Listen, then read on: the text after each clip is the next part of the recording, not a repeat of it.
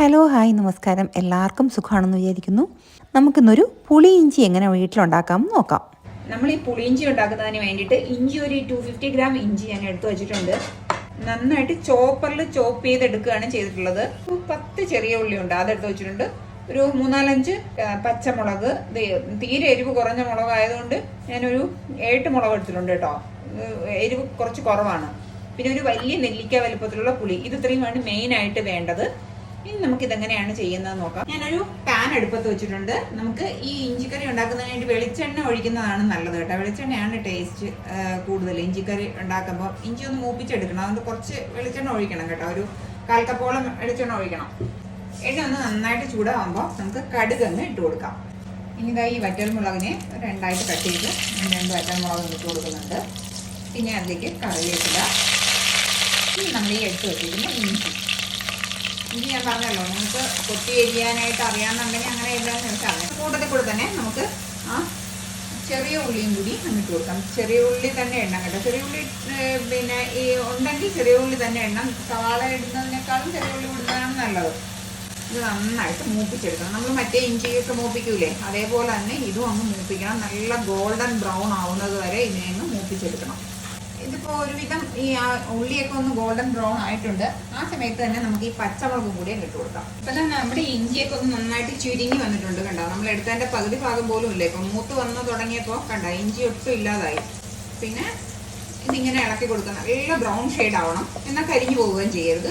തീ കൂട്ടിയിട്ട് കരിച്ചെടുക്കേണ്ട. ഒരു മീഡിയം ഫ്ലെയിമിൽ വെച്ചിട്ട് ഇങ്ങനെ ഇട്ടിരുന്നാൽ മതി. അപ്പോൾ ആയിക്കോളും. എന്നിട്ട് ഇടയ്ക്കിടയ്ക്കൊന്ന് ഇളക്കി കൊടുത്തോളണം. അടിയിൽ പിടിക്കരുത്, കരിഞ്ഞു പോകരുത്. അത് പ്രത്യേകം ശ്രദ്ധിക്കണം. കരിഞ്ഞു പോയി കഴിഞ്ഞാൽ ആ ഇഞ്ചിക്കറിയുടെ ടേസ്റ്റേ ഒരു വ്യത്യാസം വരും കേട്ടോ.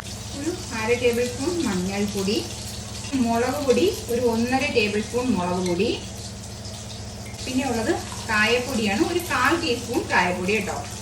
ഇത് ഇത്രയും ചേർത്തിട്ട് ഇനി ഒന്ന് നന്നായിട്ട് ഈ പൊടികളുടെയൊക്കെ ഒരു പച്ചപ്പങ്ങ് മാറണം. അതുവരെ ഒന്നൊന്ന് നന്നായിട്ട് ചേർത്ത് മിക്സ് ചെയ്ത് കൊടുക്കുക. നല്ല മൂത്ത മണം വരും. ആദ്യമായിട്ട് ഉണ്ടാക്കുന്നവരാണെങ്കിൽ ഒരു മണം വരും, മുളക് പൊടിയുടെയൊക്കെ ഒരു മണം വരും. ആ മണം വരുന്ന ആ ഒരു സമയത്ത് നമുക്ക് നമ്മൾ ഈ എടുത്തു വെച്ചിരിക്കുന്ന പുളിവെള്ളം നന്നായിട്ട് അരിക്കണം. അരിച്ചതിന് ശേഷം എടുത്തു വെച്ചിട്ടുള്ളതാണ് ഈ പുളിവെള്ളം. ഇതിലേക്ക് ഒഴിച്ചു കൊടുക്കണം. ഇനി ഈ പുളിവെള്ളം ഇതിൽ കിടന്നൊന്ന് കുറുകണം. അതിനു മുന്നേ നമുക്കൊരു കാര്യം ചെയ്യാനുള്ളത്, നമ്മളിതിൽ ഉപ്പ് ഇതുവരെയും ചേർത്ത് കൊടുത്തിട്ടില്ല. ഉപ്പ് ചേർക്കണം. ഉപ്പ് ചേർക്കുമ്പോൾ ഈ ഒരു ഇഞ്ചിക്കറി ടേസ്റ്റുന്ന ഒരു പുളിപ്പ്, ഒരു മധുരം, ഒരു ഇഞ്ചിയുടെ ഒരു കശപ്പ്, ഇതെല്ലാം കൂടി ചേർന്നതാണ്. ഒരു 1/2 ടീസ്പൂണോളം ഞാൻ ഉപ്പ് ഇട്ട് കൊടുത്തു. 1/2 ടീസ്പൂൺ കുറച്ചും കൂടെ ഉപ്പ് ഞാൻ ഇട്ട് കൊടുത്തിട്ടുണ്ട്. നമുക്ക് വേണമെന്നുണ്ടെങ്കിൽ നമുക്ക് പിന്നെ ചേർക്കാം, കാരണം നമ്മളിതിൽ ശർക്കരയൊക്കെ ചേർക്കുന്നുണ്ട്. ഈ പുളിയിഞ്ചിയുടെ ടേസ്റ്റ് എന്ന് പറയുന്നത് അങ്ങനെയാണ്. മധുരമൊക്കെ ഉള്ള ഒരു കറിയാണ് പുളിയിഞ്ചി എന്ന് പറയുന്നത്. പക്ഷേ ഇഞ്ചി കറി ആകുമ്പോൾ അത്രയ്ക്ക് ഒരു ഇതുണ്ടാവില്ല.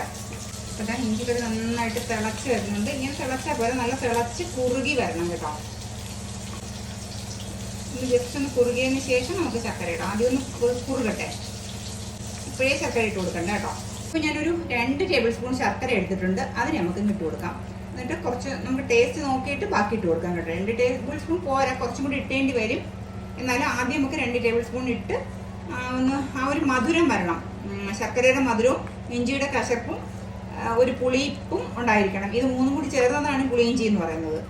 അതാ ഇഞ്ചിക്കറിയൊക്കെ ഒന്ന് നന്നായിട്ട് കുറുകി വന്നിട്ടുണ്ട്. നിങ്ങൾ ഒരിക്കലും ഒരുപാട് തീയിലിട്ട് ഇങ്ങനെ കുറുക്കി എടുക്കരുത് കേട്ടോ. എടുക്കുമ്പോൾ നിങ്ങൾ ഇങ്ങനെ ചെറിയ തീയിലിട്ടിട്ട് തന്നെ എടുക്കണം. എങ്കിൽ മാത്രമേ ആ കറക്റ്റ് ടെക്സ്ചറിൽ പുളിയിഞ്ചി കിട്ടുള്ളൂ. നമുക്ക് ഇലയിലേക്ക് വയ്ക്കുന്ന ഒരു തൊടുകറിയായിട്ടാണ് ഈ പുളിയിഞ്ചി വയ്ക്കുന്നത്, ഒഴിച്ചു കറിയല്ല. അപ്പോൾ ഒന്ന് കുറുക്കി എടുക്കണം. അത് മീഡിയം ഫ്ലെയിമിൽ ഇട്ടിട്ട് തന്നെ ഇടണം. ഞാനിപ്പോൾ ഒരു 4 ടേബിൾ സ്പൂൺ ശർക്കര ഇട്ടിട്ടുണ്ട്.